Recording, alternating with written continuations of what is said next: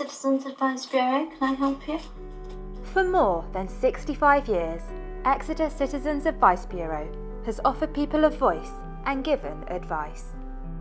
Since it was set up in 1947, the Bureau's handled over 620,000 inquiries. It all started more than 70 years ago. Good morning, Exeter CAB. Citizens Advice Bureau. The National Citizens Advice Bureau began as an emergency war service. On September the 3rd, 1939, war was declared. The next day, 200 Bureau opened their doors. The service was run by volunteers working from town halls, shops, homes, and even converted horse boxes. Advisors dealt with a range of issues, from homelessness and evacuation to the loss of ration books. They even helped locate missing relatives and prisoners of war. Despite the success of the Bureau, government funding was withdrawn when the war ended. But the service was able to continue with support from charitable trusts. In Exeter, the demand grew for an organisation offering free and independent advice. In 1947, Exeter Citizens Advice Bureau opened its doors.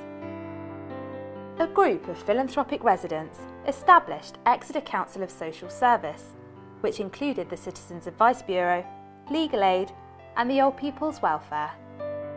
Arthur Kettlewell was the Bureau's first chairman, staying in the role for 26 years. In its opening year, Exeter CAB received 1,770 inquiries, including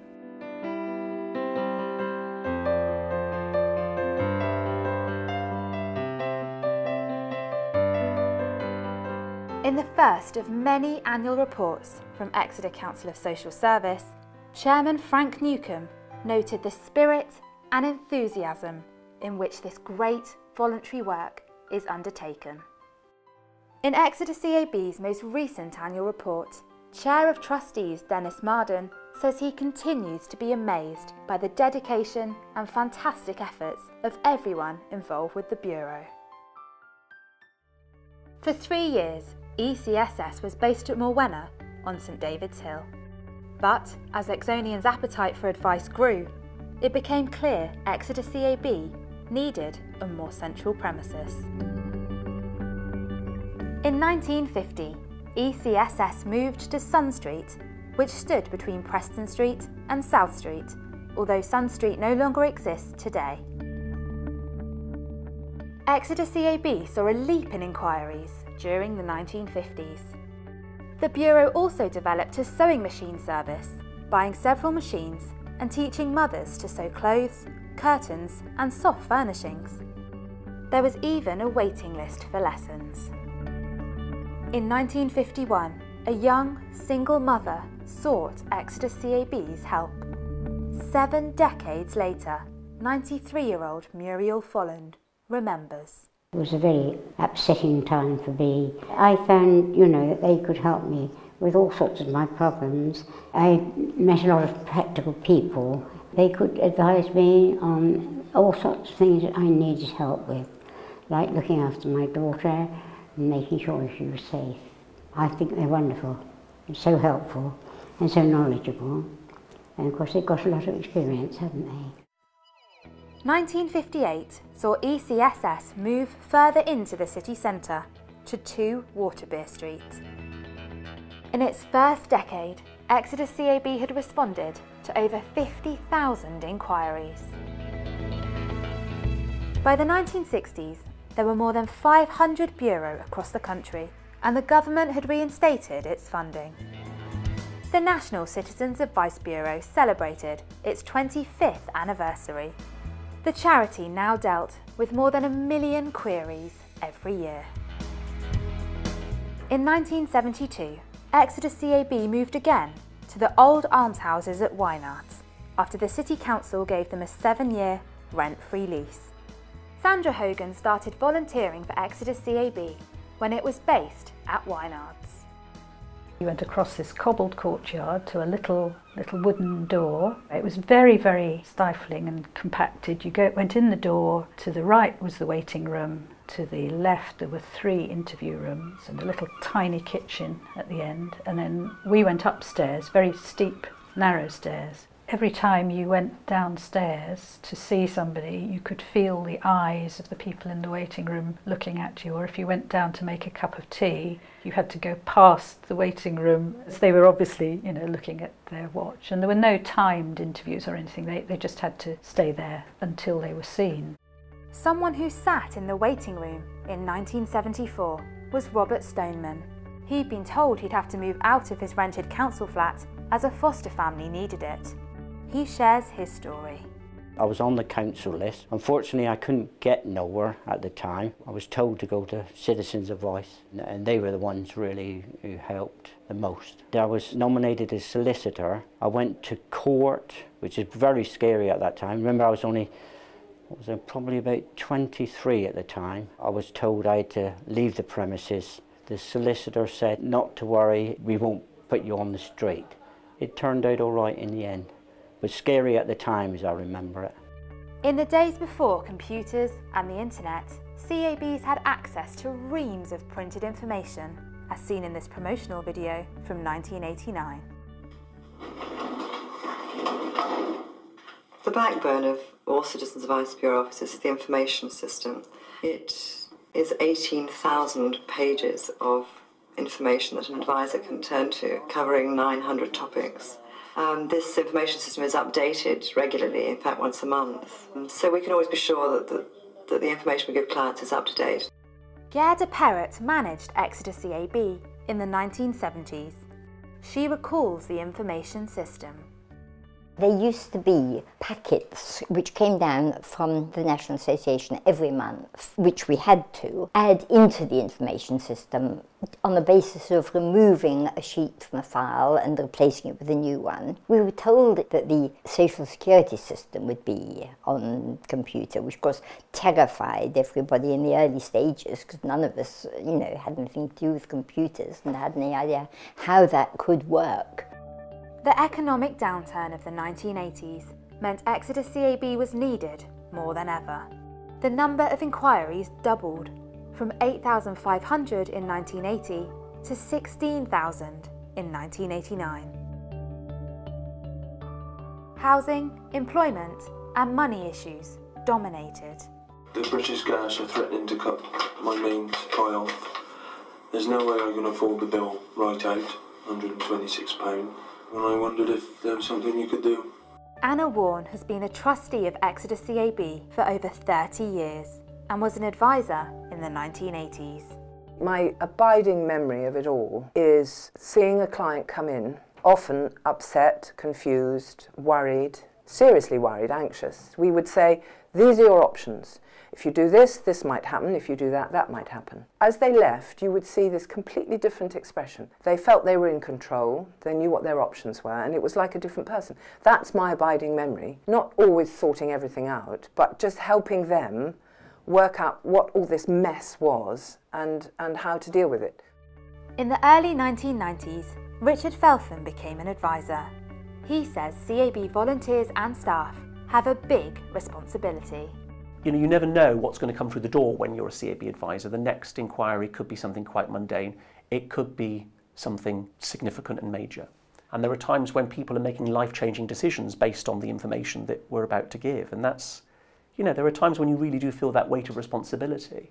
Richard went on to become Exeter CAB's youngest manager, aged 28.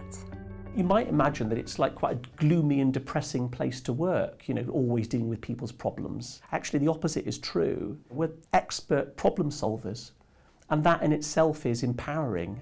Exeter CAB celebrated its 50th birthday in 1997, and the next year moved to Wat Tyler House. 1999 saw the National CAB mark its Diamond Jubilee and launch its self-help website, Advice Guide. The CAB isn't just about giving advice. They also influence social policy. Steve Barrable, Exeter CAB's Chief Executive, explains.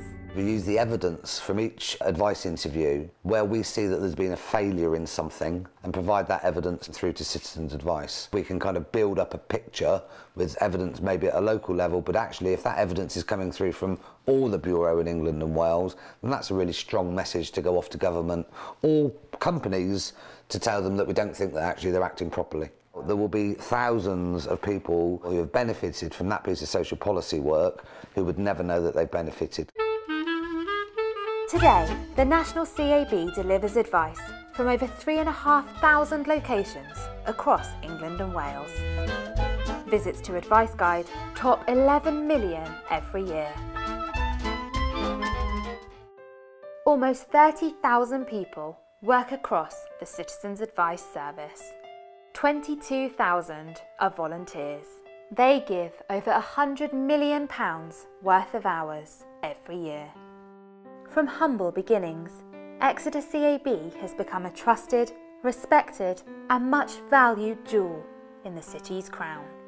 No one thinks this more than nonagenarian Muriel. I think the Citizens Advice Bureau is a wonderful, wonderful thing. I do, yeah. For anybody who has a problem, I think they'd be well advised to go to the Citizens Advice Bureau because I think there's a great deal of help there and experience. Exeter CAB now has 75 volunteers. Last year, they gave 20,000 hours, the equivalent of one person working full-time for 7 years. So what have today's volunteers got to say about Exeter CAB? There's nothing else quite like it, and I'm not sure where people would go if it didn't exist. It is trusted, so that generally the people that come here know or trust that they're going to get a good service. Why is it important? Well, who else is going to be able to help those people struggling with various specific issues? In today's society, there aren't many places where you can go where people will spend time with you, and I think that's really, really valuable. Also, we are there to serve the public, and I really feel that we actually do that, and we do make a difference in people's lives. And I think we're very privileged because we've got a great team of volunteers here. They're absolutely fantastic and they really go the extra mile, don't they? I always thought, well, if I get bored with CAB, I'll give up. And I'm still not bored. I just feel fiercely proud of it. I think, especially Exeter Bureau, and I bore everybody to death if it ever comes up in conversation, because I reckon we're one of the 10% in the country, I really do. You might think that it's old and tired, you know, 65, that's retirement age. But actually, I think the opposite is true. It's continued to change and it's continued to evolve. I think it does small miracles, actually, I really do. We're as relevant now as we were the day we started. Society changes, what we were seeing back in the 40s and 50s, some things are different, but actually some things are the same. There was rationing and food vouchers. Well, actually, there are food vouchers now. There were housing shortages then, there still are now. People need us, and it would be a failure on our part if we weren't here in 10, 20, 30, 40, 50 years' time. In Exeter Council of Social Services' first annual report, published in April 1948, Chairman Mr. Newcombe wrote, "We look forward with confidence in the value of our work." More than 65 years and over 500,000 inquiries later, the Exeter Bureau continues to offer free, impartial, confidential and often life-changing advice. The work of Exeter Citizens Advice Bureau is as valuable as ever.